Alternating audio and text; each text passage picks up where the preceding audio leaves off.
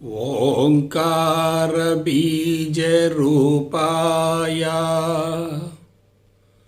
सर्वेशाय जगत्पते प्रथमाय नमस्तुभ्यं सत्यसाई गणाधिपा। ॐ साईश्वराय विद्महे सत्यदेवाय धीमहि तन्नः सर्वः प्रचोदयात्। ॐ शान्ति शान्ति शान्तिः। हरिः ॐ। श्री गुरुभ्यो नमः। हरिः ॐ। जय गुरुदेव। ఓం శ్రీ సాయిరామ్. అనంత ప్రేమ స్వరూపులారా, మానవ జీవితం పుట్టుకతో మొదలవుతుంది, మరణంతో అంతమవుతుంది. పుట్టుక మరణాల మధ్య జీవితం చైతన్యవంతంగా కొనసాగుతుంది. ఆ జీవితం జీవుడి ద్వారా నడిపించబడుతుంది. ఆ జీవుడికి మూలం మరియు ఆధారం జీవిత రాజ్యాంగం, జీవిత పుస్తకం, గత జీవితపు సంచిత ప్రారబ్ధ కర్మల సమూహం.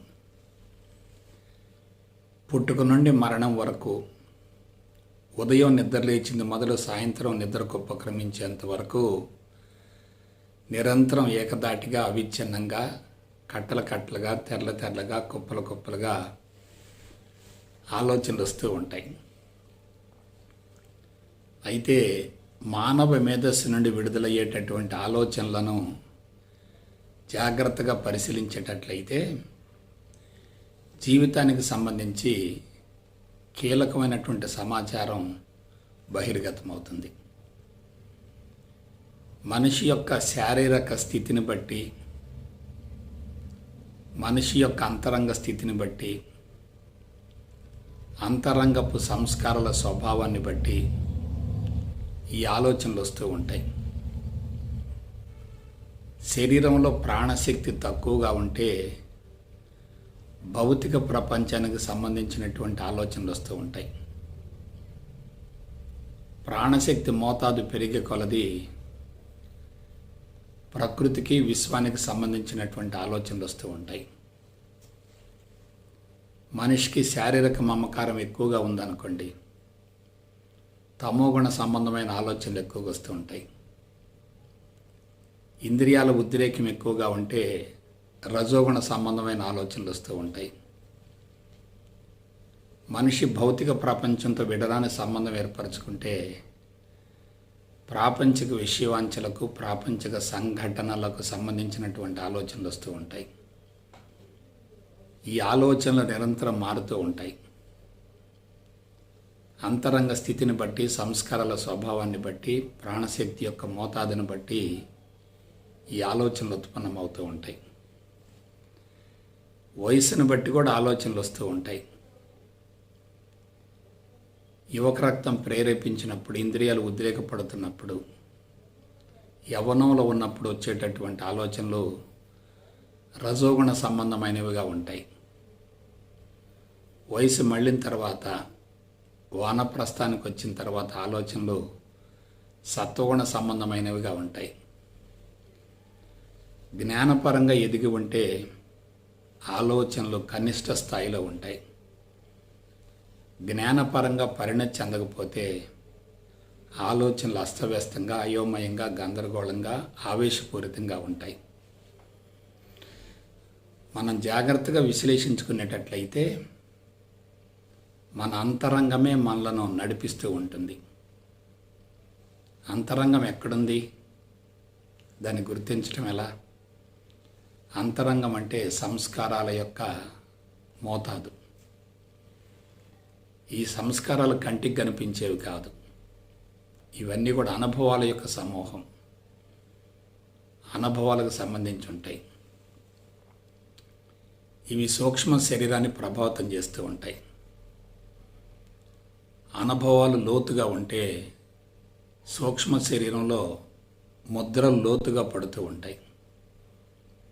అనుభవాలు అనుభూతిని కలిగించే విధంగా ఉంటే అవి సూక్ష్మ శరీరాన్ని ఎక్కువగా ప్రభావితం చేయవు.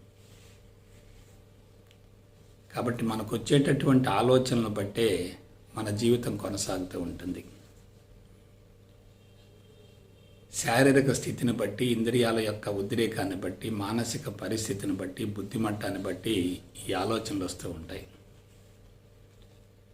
అయితే అన్నింటికి మూలం మరియు ఆధారం ఏమిటంటే గత జీవితపు సంచిత ప్రారబ్ధ కర్మలు.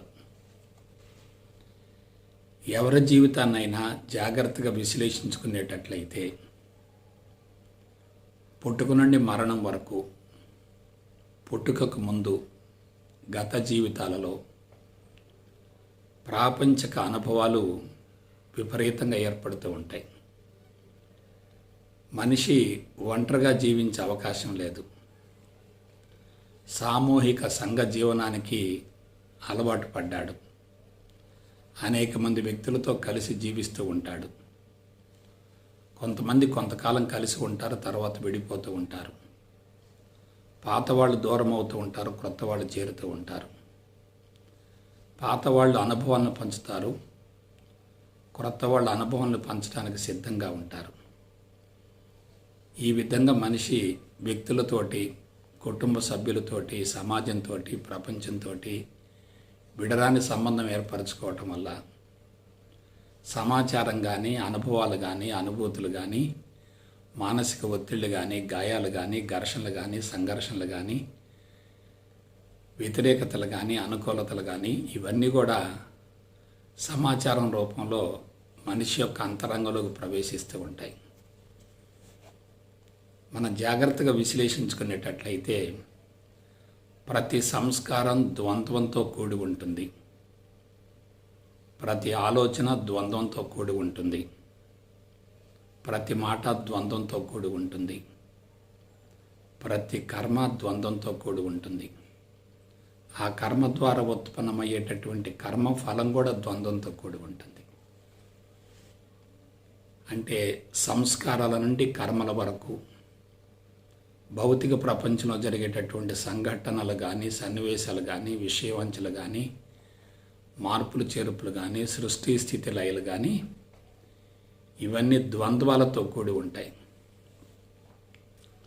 మనం జాగ్రత్తగా విశ్లేషించుకునేటట్లయితే ద్వంద్వాలు అనేవి నిరంతరం మార్పులు చెందుతూ ఉంటాయి. ద్వంద్వం అంటే రెండింటితో కూడి ఉన్నది. ఒకటి బయటకు కనిపిస్తూ ఉంటుంది, మరొకటి లోపల దాగి ఉంటుంది. మనం బయట దాని గురించి ఆలోచిస్తున్నప్పుడు లోపల దాన్ని గుర్తించలేం. బయట ఉన్నదే వాస్తవం అనుకున్నప్పుడు లోపల దాన్ని మనం మర్చిపోతాం. ఎప్పుడైతే ద్వంద్వాన్ని పాక్షికంగా భావిస్తామో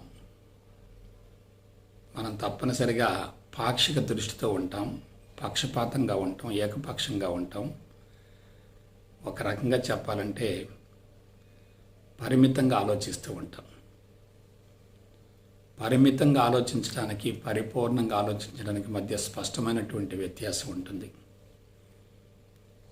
మనుషులు ప్రాపంచిక విషయవాంఛలతో విడరాని సంబంధం ఏర్పరచుకున్నప్పుడు తప్పనిసరిగా పరిమితంగా, పాక్షికంగా ఆలోచిస్తూ ఉంటారు. ప్రపంచాన్ని గురించి, జీవితాన్ని గురించి స్పష్టమైనటువంటి అవగాహన ఏర్పడేటట్లయితే మనుషులు విశ్వవ్యాప్త భావనకు మళ్ళుతారు. అటువంటి విశ్వవ్యాప్త భావనకు మళ్ళాలంటే ద్వంద్వాలను కరిగించుకోగలగాలి, ద్వంద్వాలను వదిలివేయగలగాలి, ద్వంద్వాలను మాయగా భావించాలి. ద్వంద్వాలకు ఎటువంటి పట్టింపును కానీ, ప్రాధాన్యతను కానీ ఇవ్వకూడదు. ద్వంద్వాలలో ఇరుక్కుపోకూడదు. ద్వంద్వాల పట్ల ఎటువంటి ఘర్షణ వైఖరి ఉండకూడదు. ఏ వ్యక్తికైనా ఆలోచనలు కుప్పలు కుప్పలుగా, కట్టలు కట్టలుగా, తెల్లగా వస్తున్నాయంటే అతను తప్పనిసరిగా ప్రపంచంతో ఘర్షణ పడుతున్నట్లే కదా.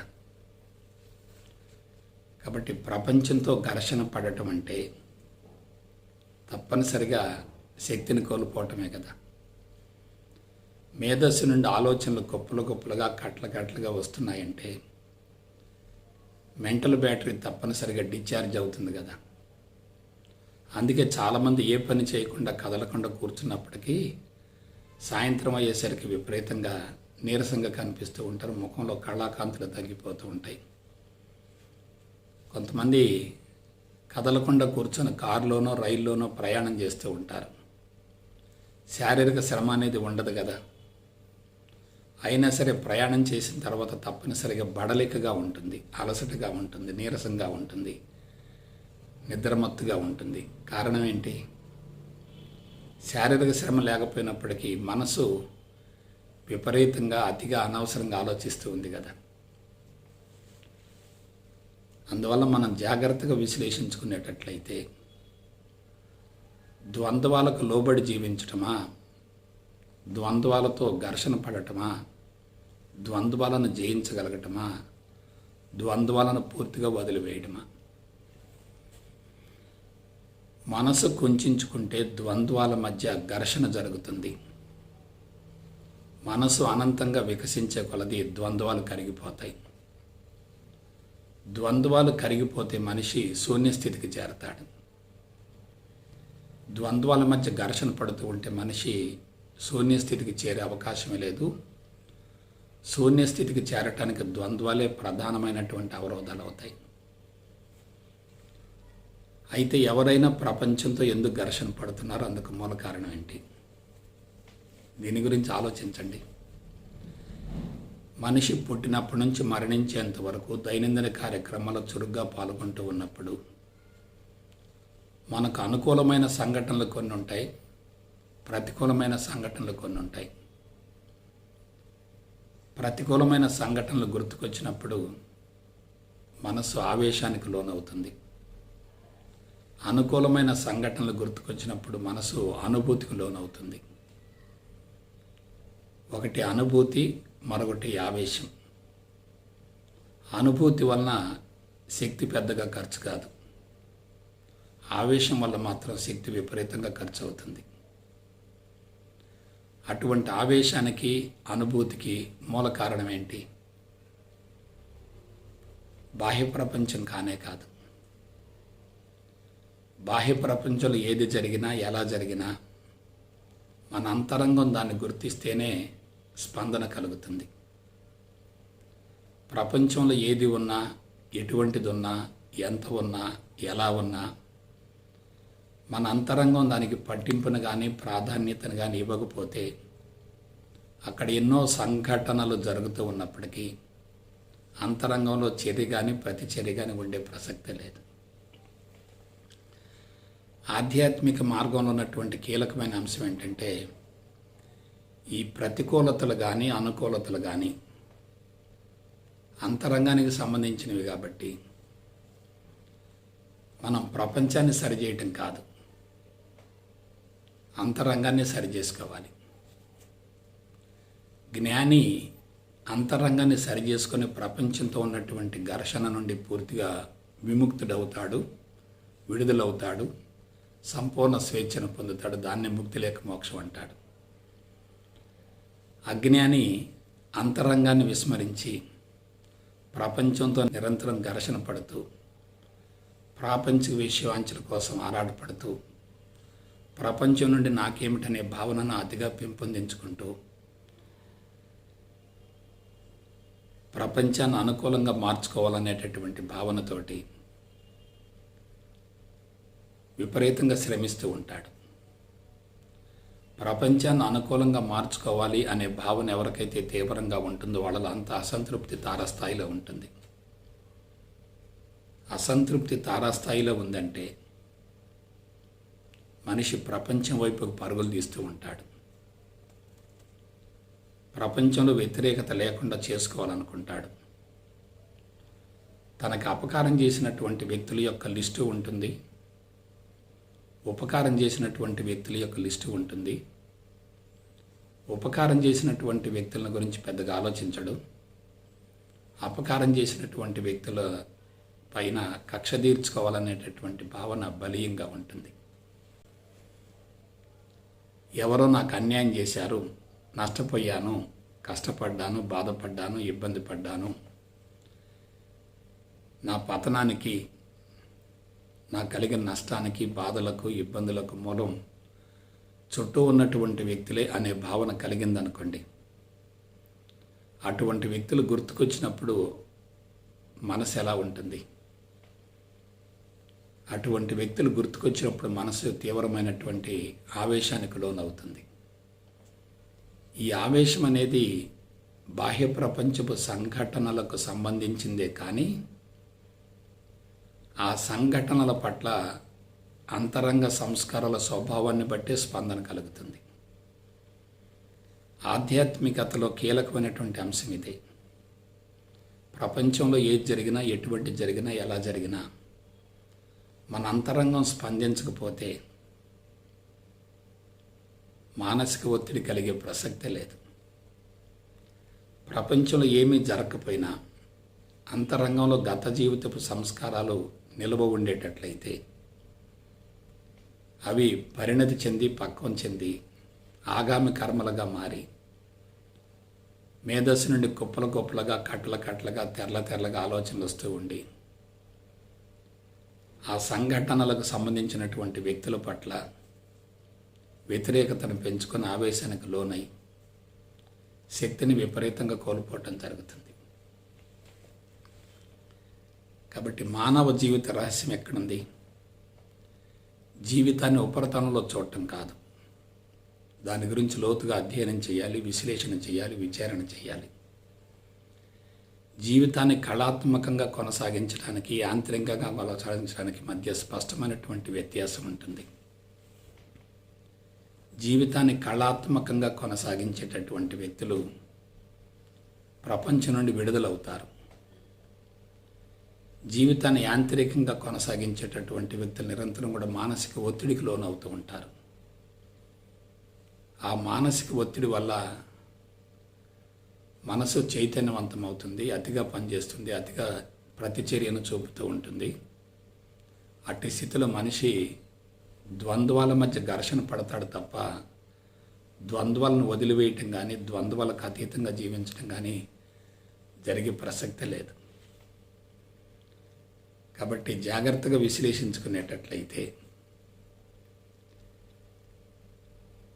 ప్రతి సమస్యకు, ప్రతి కష్టానికి, నష్టానికి, బాధకు, ఇబ్బందికి, అపజయానికి, అవరోధాలకు, రుగ్మతలకు, మానసిక ఒత్తిళ్లకు అన్నింటికి మూలం మరియు ఆధారం మన అంతరంగమే తప్ప బాహ్య ప్రపంచం కానే కాదు. ఒక వ్యక్తి ద్వారా నష్టం కలిగింది అనుకోవటమే అజ్ఞానం. ఒక వ్యక్తి ద్వారా నాకు లబ్ధి కలిగింది అనుకోవటం కూడా అజ్ఞానమే. జీవితం సున్నాతో మొదలవుతుంది, సున్నాతో కొనసాగుతుంది, అదే విధంగా అంతమవుతుంది. జీవితం ద్వంద్వాలతో కొనసాగుతున్నప్పుడు వచ్చింది అనేది మాయే, పోయింది అనేది కూడా మాయే. వచ్చిన దానిలో పోయింది ఉంటుంది, పోయిన దానిలో వచ్చింది కూడా ఉంటుంది. రెండు సమాన స్థాయిలో ఉంటాయి, రెండు 50-50గా ఉంటాయి. ఈ రహస్యం ఎవరికైతే తెలుస్తుందో వాళ్ళు ప్రపంచం నుండి, ప్రాపంచిక విషయవాంఛల నుండి, వ్యక్తుల నుండి, ప్రపంచంలో ఉన్నటువంటి ప్రతికూలత నుండి సమూలంగా, శాశ్వతంగా విడుదలవుతారు. కాబట్టి ఎవరి ద్వారా వ్యతిరేకత కలిగింది అని భావించినా అది మనకు నష్టమే తప్ప వాళ్ళకి నష్టం కానే కాదు. మానవులలో ఉన్నటువంటి ఒకే ఒక ప్రమాదకరమైనటువంటి అవలక్షణం ఏంటంటే అపారమైన జ్ఞాపక శక్తి ఉంటుంది. భూమండలం మొత్తంలో 84 లక్షల జాతుల జీవరాశుల్లోకెల్లా అత్యంత సున్నితమైన, సూక్ష్మమైనటువంటి మేధస్సు ఉన్నటువంటి ఒకే ఒక జాతి మానవ జాతి. మనో చైతన్యం, బుద్ధి చైతన్యం రెండు వికసించి ఉండటం వల్ల, ఎక్కువ చైతన్యంగా ఉండటం వల్ల జరిగిన సంఘటనలన్నీ కూడా జ్ఞాపశక్తి రూపంలో, అనుభవాల రూపంలో, సంస్కారాల రూపంలో అంతరంగంలో లోతుగా నిక్షిప్తమై ఉంటాయి. అవన్నీ కూడా పదే పదే గుర్తుకొస్తూ ఉంటాయి. గుర్తుకొచ్చినప్పుడు అనుకూలమైన సంఘటనల పట్ల అనుభూతి కలుగుతుంది. ప్రతికూలమైనటువంటి సంఘటనల పట్ల వ్యతిరేకత ఏర్పడుతుంది, ఆవేశం కలుగుతుంది, మానసిక ఒత్తిడి పెరుగుతుంది, ఏదో కోల్పోయాననే భావన కలుగుతుంది. నా కష్టాలకు, నష్టాలకు, బాధలకు, ఇబ్బందులకు ఎవరో మూల కారణం అనేటటువంటి భావన కలుగుతుంది. వాళ్ళ పట్ల వ్యతిరేకతను పెంచుకుంటూ ఉంటాం. వాళ్ళ మీద కక్ష సాధింపు ధోరణిని ఏర్పరచుకుంటాం. వాళ్ళని అడ్డు తొలగించుకోవాలనుకుంటాం. వాళ్ళు ఉండటం వల్ల నా పురోభివృద్ధికి ఆటంకం కలుగుతుంది అనేటటువంటి భావన ఉంటుంది. అటువంటి స్థితిలో మనసు విపరీతంగా ఘర్షణకు లోనవుతుంది. కాబట్టి జాగ్రత్తగా ఆలోచించండి. మనిషి కళాత్మకంగా జీవితాన్ని కొనసాగిస్తున్నప్పుడు ఈ ఘర్షణ ఉండదు కదా. సంకుచితంగా స్వార్థంగా ఉన్నప్పుడే ఈ ఘర్షణ ఎక్కువగా ఉంటుంది కదా. మన జీవితానికి కర్త, కర్మ, క్రియ 3 మనమే కదా. మంచి జరిగినా, చెడు జరిగినా, లాభం జరిగినా, నష్టం కలిగినా, విజయం సంభవించిన, అపజయం సంభవించిన అన్నింటికీ మూలం మరియు ఆధారం మన అంతరంగమే మనమే అయినప్పుడు బయట ఉన్నటువంటి వ్యక్తుల పట్ల ఎందుకు వ్యతిరేకతను పెంచుకోవాలి? అలా పెంచుకున్నందువల్ల నష్టం ఎవరికి? మనకే కదా, వాళ్ళకి కాదు కదా. ఒక వ్యక్తి ఎప్పుడో మనకి అపకారం చేశాడు, అతను చనిపోయాడు, అతను భూమండలంలో లేడు, తిరిగి మరలా బ్రతికొచ్చే అవకాశమే లేదు. అతను పోయాడు, అతని తాలూకు అనుభవం మాత్రం అక్కడ ఇంకా మన అంతరంగంలో లోతుగా నిక్షిప్తమై ఉంది. అది పదే పదే గుర్తుకొస్తుంది. అది గుర్తుకొచ్చినప్పుడు ఆ వ్యక్తి పట్ల మనకి విపరీతమైన కక్ష సాధింపు ధోరణి, వ్యతిరేకత ఏర్పడుతుంది. కానీ అక్కడ వ్యక్తి లేడు కదా. వ్యక్తి లేకుండా వ్యతిరేకతను ఏర్పరచుకోవటం అంటే దాన్ని ఏమంటారు? కాబట్టి అక్కడ ఉన్న వాస్తవ పరిస్థితిని తెలుసుకోకుండా మనసును ఆవేశానికి గురి చేసేటట్లయితే, రక్తపోటును పెంచుకునేటట్లయితే, అది దీర్ఘకాలికంగా అలాగే కొనసాగేటట్లయితే, శరీర అవయవాలు సమర్థవంతంగా పనిచేయక రుగ్మతలకు లోనైతే, జీవితకాలం కుదించుకుపోతే, అశాంతి పెరిగితే, అసంతృప్తి పెరిగితే ఎవరు నష్టపోతారో ఆలోచించండి. ఒక విషయం చెప్తున్నాను. భూమండలం మొత్తంలో మహోన్నత వ్యక్తులు ఆచరించేటటువంటి అత్యంత విశిష్టమైనటువంటి లక్షణం క్షమాగుణం. నాకు తెలిసినంత వరకు క్షమాగుణాన్ని అలవరుచుకున్నటువంటి వ్యక్తి సాక్షాత్తు దేవుడవుతాడు. లౌకిక జీవితంలో ఎవరైతే క్షమాగుణంతో వ్యవహరిస్తూ ఉంటారో వాళ్ళ జీవితం నిరంతరం ప్రశాంతంగా కొనసాగుతుంది. జీవితమే సాధనగా మారుతుంది. ఇక ప్రత్యేకంగా సాధన యొక్క అవసరమే ఉండదు.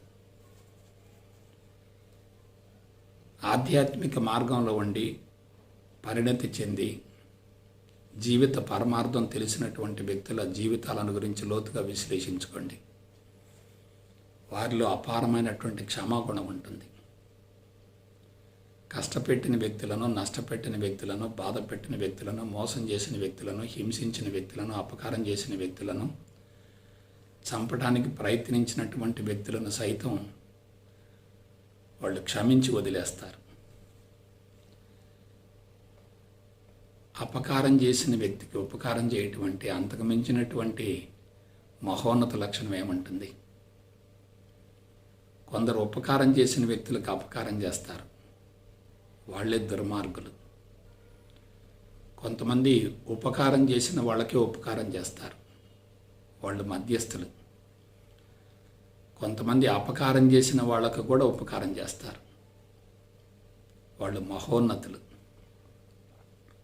కొంచెం ఆలోచించండి. అటువంటి వ్యక్తులు సాధన చేయవలసినటువంటి అవసరం ఏంటి? సాధన చేసి ప్రత్యేకంగా సాధించేది ఏముంటుంది?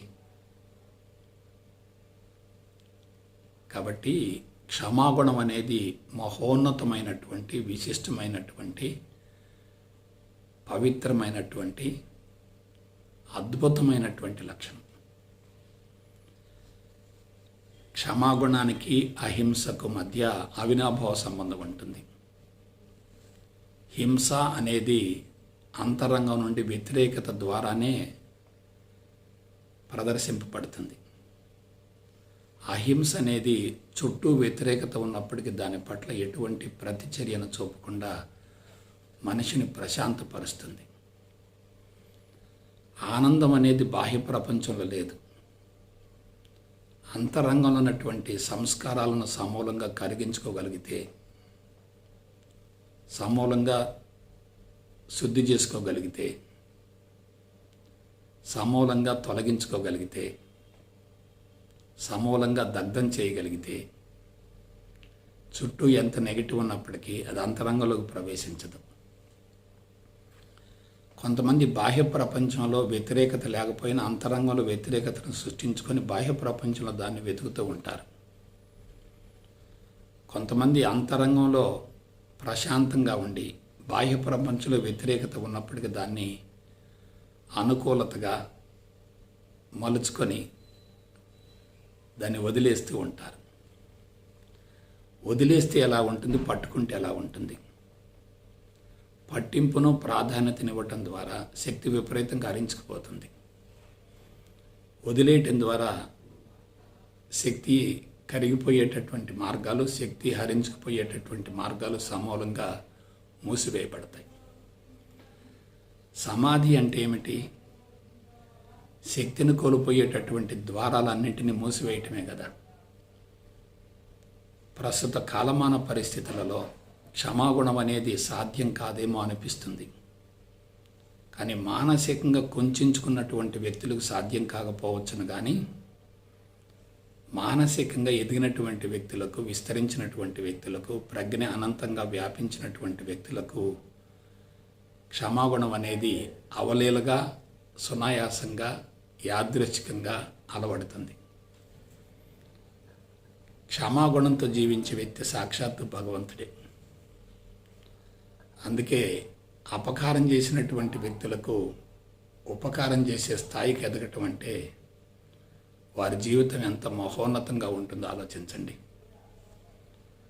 కొంతమంది జీవించి ఉండగానే మానసిక ఒత్తిళ్లతోటి ఆయుష్ను పోగొట్టుకుంటూ ఉంటారు.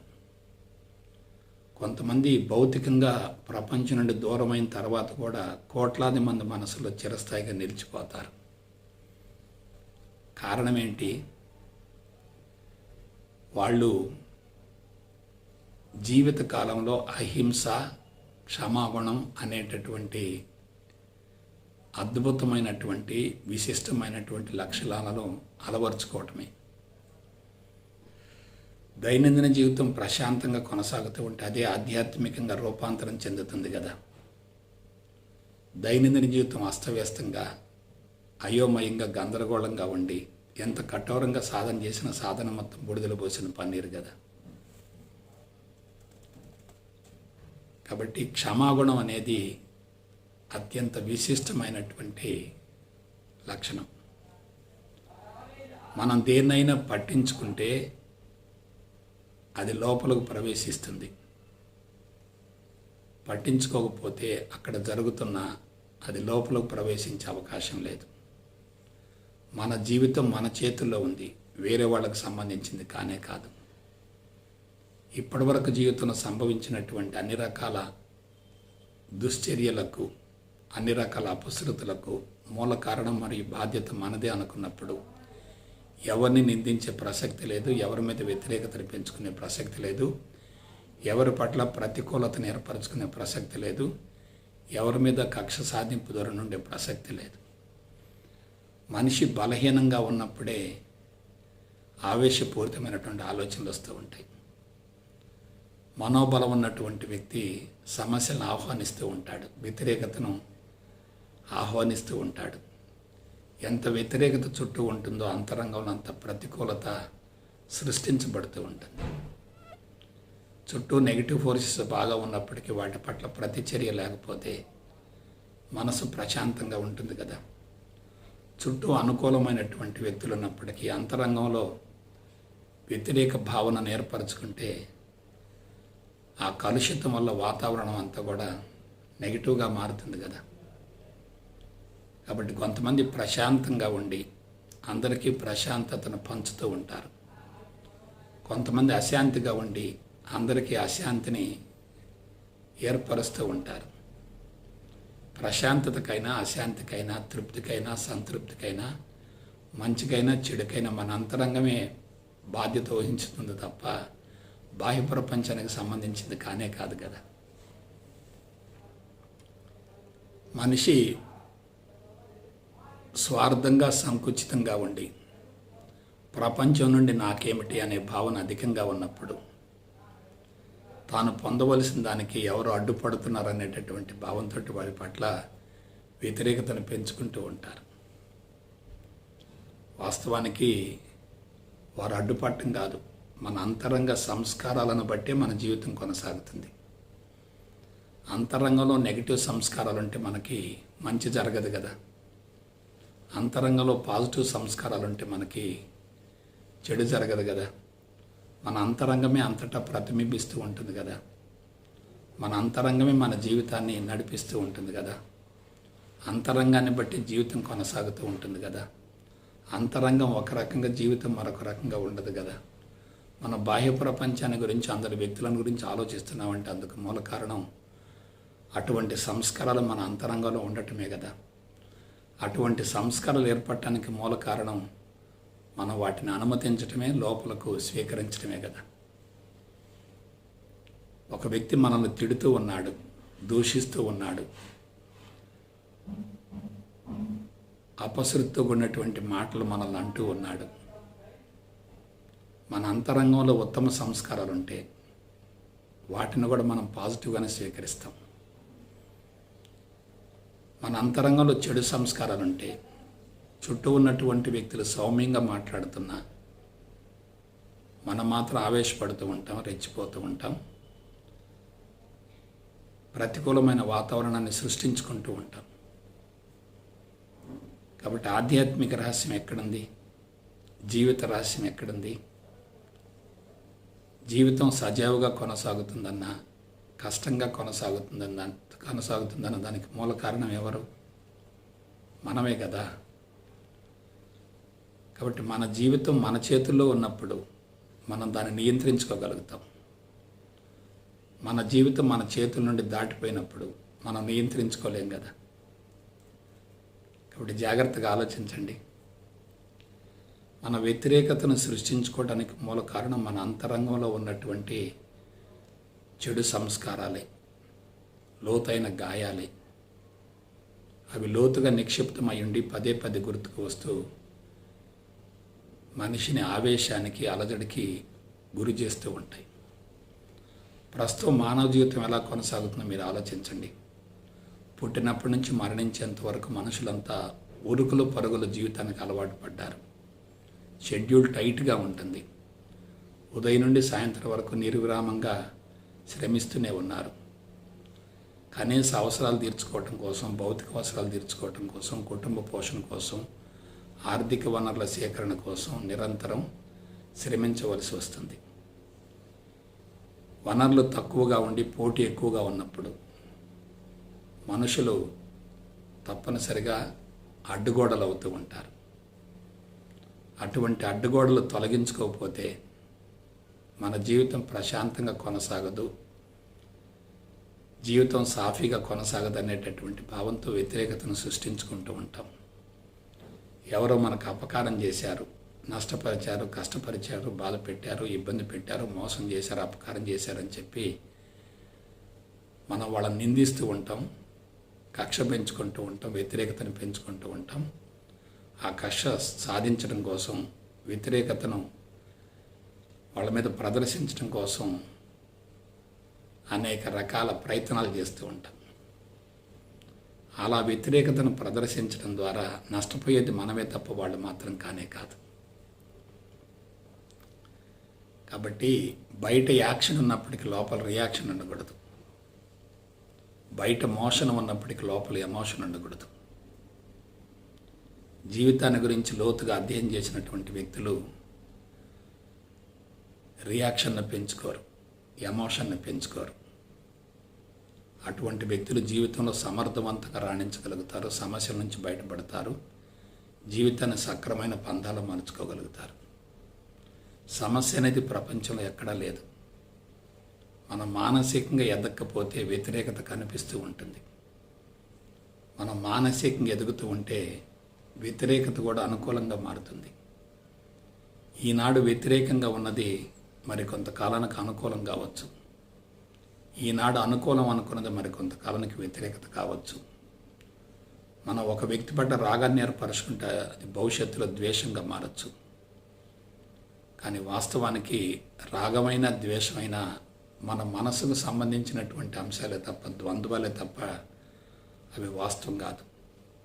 రాగము తాత్కాలికమే, ద్వేషము తాత్కాలికమే, అనుకూలత తాత్కాలికమే, ప్రతికూలత కూడా తాత్కాలికమే కదా. ఆలోచించండి. జీవితం సున్నాతో మొదలవుతున్నప్పుడు, సున్నాతో కొనసాగుతున్నప్పుడు, సున్నాతో అంతమవుతున్నప్పుడు, వచ్చింది మనది కానప్పుడు, పోయింది కూడా మనది కానప్పుడు, మనం జీరో స్టేట్లో ఉండి జీవితాన్ని కొనసాగిస్తున్నప్పుడు దేన్ని లోపలకు స్వీకరించే అవకాశమే లేదు. కాబట్టి లోపలకు స్వీకరించడం అంటే అది మన బలహీనతే. మనం బలహీనంగా ఉన్నప్పుడు బయట ఉన్నటువంటి వ్యక్తులు, శక్తులు మన మీద స్వారీ చేస్తూ ఉంటాయి, మనల్ని ఆక్రమించుకుంటాయి, మనల్ని బలహీనపరుస్తూ ఉంటాయి. మనోబలం ఉన్నటువంటి వ్యక్తి బయట వ్యక్తులను, శక్తులను లోపలకు అనుమతించే ప్రసక్తి లేదు. కాబట్టి జాగ్రత్తగా విశ్లేషించుకోండి.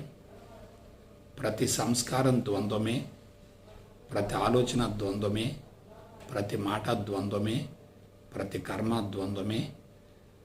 కర్మ ఫలంలో కూడా ద్వంద్వం ఉంటుంది. ప్రపంచంలో జరిగేటటువంటి సంఘటనలలో, సన్నివేశాలలో, విషయవాంఛలలో అన్నిటిలో ద్వంద్వాలు ఉంటాయి. ద్వంద్వాలతో కూడింది ఏదైనా మాయకు ప్రతిరూపమే, వాస్తవం కానే కాదు.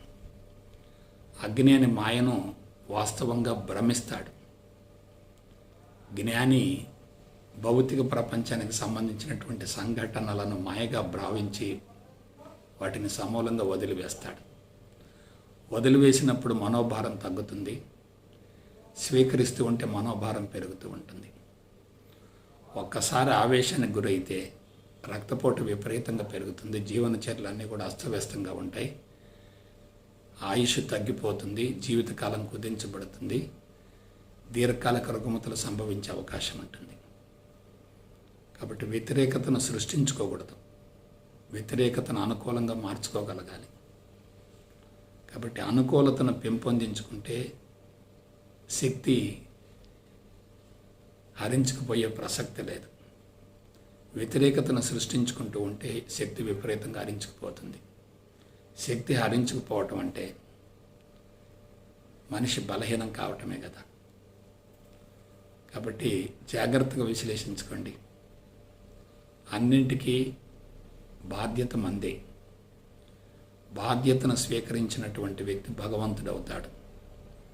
బాధ్యతను విస్మరించినటువంటి వ్యక్తి సామాన్యుడు అవుతాడు. మన అంతరంగం ద్వారా మన జీవితం కొనసాగుతున్నప్పుడు, అన్నింటికీ మనమే బాధ్యులమైనప్పుడు, బయట ఉన్నటువంటి వ్యక్తులతోటి, శక్తులతోటి మనకు సంబంధం లేదు కదా. బాధ్యతను స్వీకరించినప్పుడు, బాధ్యతను ఒప్పుకున్నప్పుడు ఇతరుల పట్ల వ్యతిరేకతను పెంచుకునే అవకాశమే ఉండదు కదా. బాధ్యతను స్వీకరించిన వ్యక్తి పర్సనాలిటీ పెంపొందించుకుంటాడు. బాధ్యతను విస్మరించినటువంటి వ్యక్తి ఇతరుల మీద ఆరోపణ చేస్తూ తప్పించుకునే ప్రయత్నం చేసి పర్సనాలిటీ బలహీనపరుచుకొని సమస్యలను ఇంకా పెంచుకొని జీవితాన్ని అన్ని విధాలా దుర్వినియోగపరుచుకుంటాడు. ఒకసారి చరిత్రను పరిశీలించండి. క్షమాగుణంతో జీవించినటువంటి మహానుభావులు చనిపోయిన తర్వాత కూడా వందల వేల సంవత్సరాల వరకు కొనసాగుతున్నారు. క్షణికమైన ఆవేశానికి లోనైనటువంటి వ్యక్తులు చరిత్రహీనులుగా మిగిలిపోతున్నారు. ఎలా జీవించావన్నది ముఖ్యం కాదు, ఎలా మరణించావన్నది ముఖ్యం. మరణం అనేది ఆకస్మికంగా సంభవించేది కాదు. వ్యతిరేకతను పెంచుకుంటూ ఉంటే, ఘర్షణ వైఖరిని అలవరుచుకుంటూ ఉంటే శక్తి విపరీతంగా హరించుకుపోతూ పోతూ పోతూ జీవనచర్యల యొక్క స్తంభన క్రమేపీ జరుగుతూ ఉండి ఒక దశకు పోయిన తర్వాత జీవనచర్యలు పూర్తిగా ఆగిపోయి అదే మరణంగా మనకు సంభవిస్తుంది. కాబట్టి శక్తిని కోల్పోయేటటువంటి మార్గాలను మనం ఏం చేయాలి? మూసివేయగలగాలి. అయితే అందుకు మార్గం ఏమిటి? పరిపూర్ణ అద్వైత బ్రహ్మజ్ఞానమే సమూల శాశ్వత పరిష్కారం, వేరే ప్రత్యామ్నాయం లేనే లేదు. జ్ఞానపరంగా ఎదిగినటువంటి వ్యక్తి తప్పనిసరిగా ఎవరి పట్ల ఎటువంటి వ్యతిరేకతను పెంచుకోడు. జ్ఞానపరంగా ఎదగినటువంటి వ్యక్తి వ్యతిరేకతను సృష్టించుకుంటాడు. అజ్ఞాని లేని వ్యతిరేకతను సృష్టించుకుంటాడు. జ్ఞాని ఉన్న వ్యతిరేకతను కరిగించుకుంటూ ఉంటాడు. వ్యతిరేకతను సృష్టించుకుంటే ఎలా ఉంటుంది, కరిగించుకుంటే ఎలా ఉంటుంది ఆలోచించండి. పరిపూర్ణ అద్వైత జ్ఞానాన్ని ఎవరైతే శాస్త్రయుక్తంగా విశ్లేషించుకుని అనుభవంలోకి పొందగలుగుతారో అటువంటి వ్యక్తుల అంతరంగం సమూలంగా శుద్ధి అవుతుంది, ఖాళీ అవుతుంది. అంతరంగం ఖాళీ అయినప్పుడు, శుద్ధి అయినప్పుడు ప్రపంచం అంతా ఒకటిగా కనిపిస్తుంది. అంతరంగంలో ఉన్నటువంటి విభజనలు, అడ్డుగోడలు, పరిమితులు, పరిధులే బాహ్య ప్రపంచంలో ప్రతిబింబిస్తూ ఉంటాయి. నాకు తెలిసినంతవరకు ప్రస్తుత కాలమాన పరిస్థితులలో క్షమాగుణాన్ని అలవరుచుకోమని బోధించడం చాలా సులభం, కానీ నిజ జీవితంలో దాన్ని అన్వయించుకోవటం చాలా కష్టం. ఎందుకంటే పరిమితమైనటువంటి వనరులతోటి మనిషి జీవితాన్ని కొనసాగిస్తున్నప్పుడు సంకుచితంగా, స్వార్థంగా ఉంటాడు. నా నుండి ప్రపంచానికి ఏమిటనే భావన ఉండదు, ప్రపంచం నుండి నాకేమిటనేటటువంటి భావన అధికంగా ఉంటుంది. ఆశించి జీవించే మనస్తత్వం ఉంటుంది. పరుగు పందెంలో తాను విజయం సాధించాలనేటటువంటి కసి ఉంటుంది, పట్టుదల ఉంటుంది. అందుకోసం కృషి చేస్తూ ఉంటారు. ఆ కసిలో, పట్టుదలలో, కృషిలో ఏమాత్రం వ్యతిరేకత ఉన్నా దాన్ని తొలగించుకునే ప్రయత్నం చేస్తూ ఉంటారు. కాబట్టి ఎప్పుడైతే భౌతికవాదపు మత్తు తారాస్థాయికి చేరిందో, అందరూ సుఖానికి, సౌకర్యానికి, విలాసానికి, వినోదానికి, శృంగారానికి, భోగలాలస జీవితానికి, ఖరీదైనటువంటి జీవితానికి అలవాటు పడ్డారో వనరుల యొక్క అవసరం పెరుగుతూ వచ్చింది. మనుషులు వనరుల కోసం పరుగులు తీస్తున్నారు. నైతిక విలువలను కోల్పోతున్నారు. అధర్మంగా జీవితాన్ని కొనసాగిస్తున్నారు. ధనం మీద వ్యామోహాన్ని పెంచుకుంటున్నారు. తన ప్రయాణానికి, తన విజయానికి, తన పురోభివృద్ధికి ఎవరు ఆటంకమని భావించిన వాళ్ళని అడ్డు తొలగించుకునే ప్రయత్నం చేస్తున్నారు. ఇదంతా దానవత్వానికి ప్రతిరూపం, దుర్మార్గానికి ప్రత్యక్ష నిదర్శనం. అందువల్ల మనుషులంతా కూడా మానవత్వాన్ని కోల్పోతున్నారు, దానవత్వాన్ని పెంపొందించుకుంటున్నారు. అరిషడ్ వర్గాలు ప్రకోపిస్తున్నాయి, పశువుల్లో తయారవుతున్నారు. అడ్డు తొలగించుకునే ప్రక్రియలో హింసను ప్రోత్సహిస్తున్నారు. అవినీతిని, లంచగొండితనాన్ని ఆహ్వానిస్తున్నారు. అలా జీవించటమే అసలు సిసలైనటువంటి జీవితం అని భావిస్తూ అందరినీ ఆ వైపుకు ప్రోత్సహిస్తున్నారు. ఒకప్పుడు తప్పుడు పని చేసేటటువంటి వ్యక్తుల్ని అందరూ మందలించేవారు. ప్రస్తుతం తప్పుడు పని చేసేటటువంటి వ్యక్తులను చాలామంది ప్రోత్సహిస్తున్నారు. అవినీతిని ప్రోత్సహించడం అంటే అంతకు మించినటువంటి ప్రమాదం మరొకటి ఏముంటుంది? కాబట్టి అవినీతిని ప్రోత్సహించే వాళ్ళంతా కూడా ఒక రకంగా అవకాశవాదులని చెప్పచ్చు. లౌకిక జీవితాన్ని ప్రశాంతంగా కొనసాగించుకోవటం కోసం తన తెలివిని, మేధా సంపత్తిని ఉపయోగించి చెమట పోయకుండా, రిస్క్ పడకుండా, బట్టనలకుండా జీవితాన్ని కొనసాగించాలి, కుటుంబాన్ని పోషించాలనేటటువంటి భావంతో మనుషులు అందరూ కూడా ప్రవాహంలో కొట్టుకుపోతున్నారు.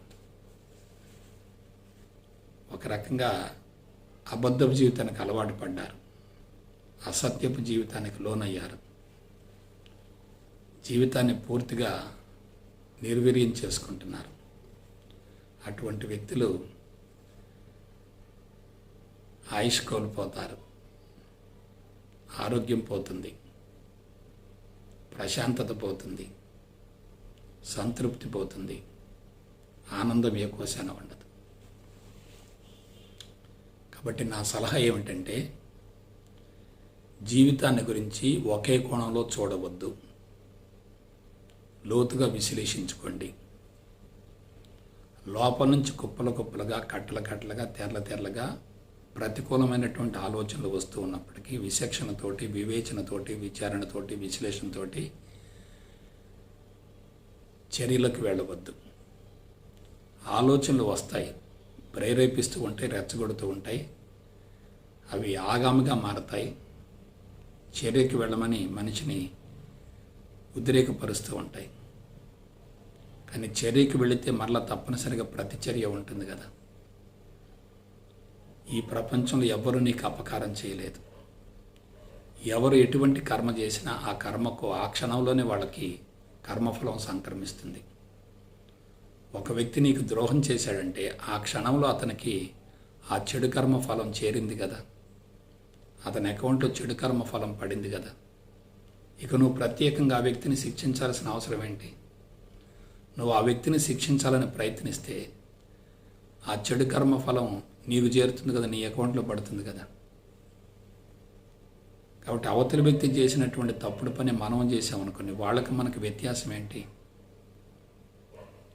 అందువల్ల మనం ఎలా ఉండాలి, ఎలా జీవించాలి? మిగతా వాళ్ళకి ఆదర్శవంతంగా జీవించాలి, సమాజంలో గౌరవాన్ని పొందే విధంగా ఉండాలి. కత్తికి కత్తి సమాధానం కాదు, రక్తానికి రక్తం సమాధానం కాదు, నిప్పుకు నిప్పు సమాధానం కానే కాదు. చర్యకు తప్పనిసరిగా ప్రతిచర్య ఉంటుంది. చర్య జరుగుతుందంటే భవిష్యత్తులో తప్పనిసరిగా ప్రతిచర్యకు అవకాశం ఉంటుంది. మనం ఒకప్పుడు ఎవరి ద్వారానో నష్టపోయిన మాట వాస్తవమే, కానీ వాళ్ళు పరోక్షంగా మన యొక్క కర్మఫలాన్ని తొలగించారనేటటువంటి వాస్తవాన్ని గ్రహించగలిగితే చాలు. మనం పడ్డ కష్టాలు, నష్టాలు, బాధలు, ఇబ్బందులు, అవమానాలు, అపజయాల వలన మన చెడు కర్మఫలం తొలగిపోయింది తప్ప మనకు ఎటువంటి నష్టం కలగలేదు. ఈ సత్యాన్ని తెలుసుకున్నటువంటి వ్యక్తులు చెడును వ్యతిరేకించరు, చెడును ఆహ్వానిస్తారు. సమస్యలను వ్యతిరేకించరు, సమస్యలను ఆహ్వానిస్తారు. కష్టాలు, నష్టాలు, బాధలు, ఇబ్బందులు ఇవన్నీ కూడా అంతరంగ శుద్ధికి అద్భుతంగా ఉపయోగపడతాయి. చాలామంది అవన్నీ ఉండకూడదు అనుకుంటారు. అంతకు మించినటువంటి అజ్ఞానం మరొకటి లేదు. ప్రపంచవ్యాప్తంగా మహోన్నతంగా ఎదిగి చనిపోయిన తర్వాత కూడా లక్షల కోట్ల మంది మనసులలో చిరస్థాయిగా నిలిచిపోయినటువంటి వ్యక్తుల జీవితాలను మీరు జాగ్రత్తగా పరిశీలించండి, విశ్లేషించండి, శోధించండి, పరిశోధన చేయండి, అన్వేషణ చేయండి. వాళ్ళు ప్రాథమికంగా విపరీతంగా బాధలు పడి ఉంటారు. ఆ బాధల ద్వారా అపారమైనటువంటి అనుభవాన్ని పొందారు. వాళ్ళ జీవిత చరిత్రలను మనం చదవటం ద్వారా, తెలుసుకోవటం ద్వారా, వాళ్ళు ఏ విధంగా వాటి నుండి బయటపడ్డారో వాని గురించి లోతుగా అధ్యయనం చేయటం ద్వారా వాళ్ళు పరోక్షంగా మనకు గురువులు అవుతారు. కాబట్టి గురువులు ఎక్కడో లేరు. ఈ సమాజంలో మంచినిచ్చే వ్యక్తి గురువే, చెడునిచ్చే వ్యక్తి కూడా గురువే. ఒక వ్యక్తి జీవితాన్ని గురించి మనం లోతుగా అధ్యయనం చేయటం ద్వారా మనకు అపారమైనటువంటి సమాచారం అందుతుంది. ఏ వ్యక్తి అయినా జీవితంలో విపరీతంగా శ్రమించాడంటే, కష్టపడ్డాడంటే, బాధలు పడ్డాడంటే, ఇబ్బందులు పడ్డాడంటే అవన్నీ అతనికి పూలబాటను చూయించే తప్ప ఎటువంటి నష్టాన్ని కనపరచలేదు. కాబట్టి ఒక బండరాయిని ప్రజల చేతి పూజింపబడేటటువంటి శిల్పంగా మలచాలంటే ఎన్నో దెబ్బలు తగలాలి కదా. దెబ్బల నుండి తప్పించుకోవాలనుకోవటమే అజ్ఞానం. ఆ దెబ్బలకు ఎదురు నిలవటమే జ్ఞానోదయం అంటే. జ్ఞాని నెగిటివ్ను కోరుకుంటూ ఉంటాడు. కష్టాలు, నష్టాలు, బాధలు, ఇబ్బందులు, అవమానాలు, అపజయాలు కోరుకుంటూ ఉంటాడు. వాటి ద్వారా అతనికి అపారమైనటువంటి అనుభవం వస్తుంది. ఆ అనుభవాన్ని జీవితానికి అన్వయించుకొని భావితరాలకు ఆదర్శవంతమవుతాడు. వాస్తవానికి అనుభవాన్ని మించిన ఆస్తి ఏముంటుంది? అలాగే కష్టపెట్టిన వ్యక్తులు, బాధ పెట్టిన వ్యక్తులు, ఇబ్బంది పెట్టిన వ్యక్తులు, మోసం చేసిన వ్యక్తులు, అపకారం చేసిన వ్యక్తులు, చంపిన వ్యక్తులు, చంపబోయినటువంటి వ్యక్తులు, క్రూరంగా ప్రవర్తించినటువంటి వ్యక్తులు, హింసాత్మక ఘటనలకు పాల్పడ్డటువంటి వ్యక్తులు చరిత్రలో కనుమరుగవుతారు, గమనించుకోండి. కాబట్టి సాధన అంటే ఏమి లేదు. మన పట్ల ఎక్కువ మంది పాజిటివ్గా స్పందిస్తే అదే సాధన అవుతుంది. మన పట్ల ఎక్కువ మంది నెగిటివ్గా స్పందిస్తే అదే సాధనకు ప్రతికూలత అవుతుంది. జీవితమే సాధనగా మార్చుకోవాలంటే ప్రతికూలతను కరిగించుకోవాలి, అనుకూలతను పెంపొందించుకోవాలి. మన నడవడి కానీ, జీవితం కానీ, జీవన విధానం కానీ, ఆహార విహారాలు కానీ, అలవాట్లు కానీ, మనం వేసే ప్రతి అడుగు కానీ కొన్ని వందల వేల లక్షల మందికి ఆదర్శవంతం కావాలి. కాబట్టి ఆదర్శవంతమైన జీవితాన్ని కొనసాగించే వ్యక్తి శక్తిని పొందుతూ ఉంటాడు. అస్తవ్యస్తంగా జీవితాన్ని కొనసాగించే వ్యక్తి శక్తిని విపరీతంగా కోల్పోతూ ఉంటాడు. శక్తిని కోల్పోవటం అనేది ఆయుష్ని తగ్గించి వేస్తుంది, ఆరోగ్యాన్ని కోల్పోయే విధంగా చేస్తుంది, అశాంతిని పెంచుతుంది, అసంతృప్తిని పెంచుతుంది, ఆనందం ఏ కోశాన ఉండదు. అయితే అందరికి ఒక అనుమానం వస్తుంది, మనం కలియుగంలో ఉన్నాం, కృతయుగంలో లేము. ఆనాడు జనాభా తక్కువగా ఉంది, వనరులు పుష్కలంగా ఉన్నాయి, కుటుంబ వ్యవస్థ బలోపేతం కాలేదు, మనుషులంతా కూడా ప్రశాంతంగా జీవిస్తున్నారు, ప్రశాంతంగా జీవించారు కూడా. మరి అటువంటి వ్యక్తులకు క్షమాగుణాన్ని ఏర్పరచుకోవటం సాధ్యమవుతుంది. కానీ ప్రస్తుత ఉరుకుల పరుగుల యాంత్రిక జీవన విధానంలో అపకారం చేసిన వ్యక్తిని కూడా క్షమించి వదిలేయటం కానీ, అపకారం చేసినటువంటి వ్యక్తికి తిరిగి ఉపకారం చేయటం కానీ అది ఆమోదయోగ్యం కాదు కదా. అపకారం చేసిన వ్యక్తిని వదిలేయటం ఒక స్థాయి అయితే, అపకారం చేసిన వ్యక్తికి తిరిగి మళ్ళీ ఉపకారం చేయటం అనేది అది ఎలా సాధ్యమవుతుంది? అలా చేసినటువంటి వ్యక్తిని పిచ్చివాళ్ళుగా ముద్రేస్తారు కదా. ఇవాళ లౌకిక జీవితం గందరగోళంగా, అయోమయంగా ఉన్నప్పుడు, మనుగడే ప్రశ్నార్థకమైనప్పుడు, కనీస వసతుల కోసం మనుషులు పరుగులు తీస్తున్నప్పుడు ఇంత మహోన్నత లక్షణాన్ని ఏర్పరచుకుంటే అసలు జీవించడం సాధ్యమవుతుందా? మనుగడ కొనసాగించడం సాధ్యమవుతుందా? సమాజంలో అటువంటి వ్యక్తుల్ని పిచ్చివాళ్ళుగా ముద్రేస్తారు కదా అని అనుమానం రావచ్చు. దీనికి మనకు సొల్యూషన్ కావాలి, పరిష్కారం కావాలి. నేను ఒకటే చెప్తున్నాను, లోపల క్షమాగుణం ఉండాలి, బయట మాత్రం తప్పనిసరిగా చర్యకు వెళ్ళాలి. లోపల జీరో స్టేట్లో ఉండాలి, బయట మాత్రం ఖండించాలి. లోపల బయట సత్యం ఉంటే మనుగడ సాగించడం కష్టమే. లోపల బయట సమర్థత ఉంటే, చెడు సంస్కారాలు ఉంటే మనం భవిష్యత్తులో తప్పనిసరిగా మూల్యం చెల్లించవలసి వస్తుంది. లోపల సత్యం ఉండి బయట సమర్థత ఉంటే ఎలా ఉంటుంది ఆలోచించుకోండి. మనకు ఎవరో అపకారం చేశారనే భావన ఉండొచ్చు, కానీ జ్ఞాని అపకారంలో ఉపకారాన్ని గ్రహించగలుగుతాడు. అపజయం పొందామనేటటువంటి భావన మనిషిని కృంగదీయవచ్చు, కానీ జ్ఞాని అపజయంలో విజయాన్ని చూసుకుంటాడు, విజయంలో అపజయాన్ని చూసుకుంటాడు. విజయంలో అపజయం ఉన్నప్పుడు, అపజయంలో విజయం ఉన్నప్పుడు, రెండు సమాన స్థాయిలో ఉన్నప్పుడు మనం కక్ష పెట్టుకోవాల్సిన అవసరం ఏంటి? అవతల వ్యక్తిని హింసించాల్సిన అవసరం ఏంటి? అవతల వ్యక్తుల పట్ల వ్యతిరేకతను పెంచుకోవాల్సిన అవసరం ఏంటి? అదే జరిగేటట్లయితే మన శక్తి విపరీతంగా హరించుకుపోతుంది కదా. వ్యక్తుల పట్ల వ్యతిరేకతను పెంచుకోవటం అంటే బంధాలను పెంచుకోవటమే కదా. బంధాలను పెంచుకుంటున్నామంటే అది స్వేచ్ఛకు అవరోధం అవుతుంది కదా, విశ్వవ్యాప్త భావనకు అవరోధం అవుతుంది కదా, అహంకారాన్ని పెంచుతుంది కదా, సొంత ప్రపంచాన్ని సృష్టించింది కదా, మనిషిని బంధాలలో ఇరికిస్తుంది కదా. ఇది సాంకేతికపరమైనటువంటి అంశం. లోపల జీరో స్టేట్లో ఉండాలి, బయట యాక్షన్కి వెళ్ళాలి. ఎందుకు? మనల్ని మనం సేవ్ చేసుకోవాలి. కుటుంబ పోషణ సజీవుగా కొనసాగాలంటే లోపల సత్యం ఉండాలి, బయట సమర్థత ఉండాలి. సత్యం ఒక్కటే లోపల బయట ఉంటే నవీన కాలమాన పరిస్థితులలో మనుగడ సాగించడం చాలా కష్టం. లోపల బయట సమర్థత ఉందనుకోండి, ఆర్థికంగా ఎదగొచ్చు, సామాజికంగా ఎదగొచ్చు, దైనందిన జీవితంలో అద్భుతంగా రాణించవచ్చు. కానీ ఒక దశకు పోయిన తర్వాత అది చెడు కర్మఫలకు దారితీసి మనిషిని బలహీనపరిచే అవకాశం ఉంటుంది. కాబట్టి లోపల ఏముండాలి? సత్యం ఉండాలి, బయట ఏముండాలి? సమర్థత ఉండాలి. దీనికి మనం శాస్త్రయుక్తంగా విశ్లేషించుకునేటట్లయితే వేదాలు, ఉపనిషత్తులు, బ్రహ్మసూత్రాలు, ఆధ్యాత్మిక మార్గం, బ్రహ్మజ్ఞానం అద్భుతంగా దోహదపడుతుంది. మన విశ్వవ్యాప్తి భావనకు మళ్ళినప్పుడు జీవితాన్ని గురించి, సమాజాన్ని గురించి, ప్రపంచాన్ని గురించి, ప్రకృతిని గురించి, విశ్వాన్ని గురించి లోతుగా విశ్లేషించుకున్నప్పుడు భౌతిక ప్రపంచం మాయగా భావించగలిగితే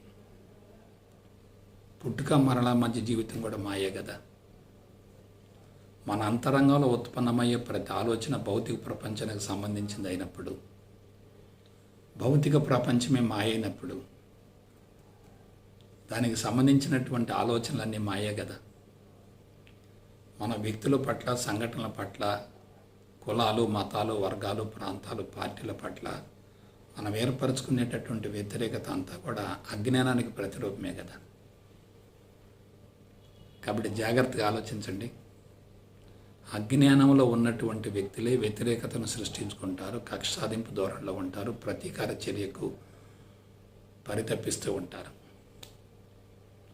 అసలు జీవితమే మాయనప్పుడు, సమాజం, ప్రపంచం, ప్రకృతి సైతం నిరంతరం మారుతూ ఉన్నప్పుడు, ప్రతికూలతలు అనుకూలత ఉన్నప్పుడు, అనుకూలతలు ప్రతికూలత ఉన్నప్పుడు, రెండూ సమాన స్థాయిలో ఉన్నప్పుడు ఇక మనం ఎందుకు వ్యతిరేకించాలి? ఎందుకు కక్ష సాధింపు ధోరణికి వెళ్ళాలి? అటువంటి వ్యక్తులను క్షమించడం ద్వారా మనకే లాభం కదా. మనకు ఉపకారం చేసిన వ్యక్తుల పట్ల కూడా మన వ్యతిరేకతను ఏర్పరచుకున్నా, మనకు అపకారం చేసినటువంటి వ్యక్తుల పట్ల కక్ష సాధింపు ధోరణితో వ్యవహరిస్తూ ఉన్నా వాళ్ళకి నష్టం లేదు కదా, మనకే నష్టం కదా. కాబట్టి ప్రజ్ఞ కుంచుకుంటే శక్తి హరించుకుపోతుంది, ప్రజ్ఞ అనంతంగా విస్తరిస్తూ ఉంటే శక్తి విపరీతంగా పెరుగుతూ ఉంటుంది. శక్తి పెరుగుతూ ఉన్నప్పుడు, వ్యక్తిత్వం వికసిస్తూ ఉన్నప్పుడు సమస్యలు సునాయాసంగా పరిష్కరించబడతాయి. శక్తి హరించుకుపోతున్నప్పుడు సమస్యలు బలోపేతం అవుతూ ఉంటాయి. సమస్యలు సుడిగుండంలో ఉన్నప్పుడు మనిషి శక్తిని కోల్పోవడం ద్వారా మనోభారాన్ని పెంచుకొని ఆయుష్ కుదించబడుతుంది, ఆరోగ్యం దెబ్బతింటుంది, జీవితం అన్ని విధాల ఆభాసపాలవుతుంది. కాబట్టి పరిష్కారం ఏమిటి? పరిపూర్ణ అద్వైత బ్రహ్మజ్ఞానమే. నీవు నేను సాక్షాత్తు భగవంతుడమే.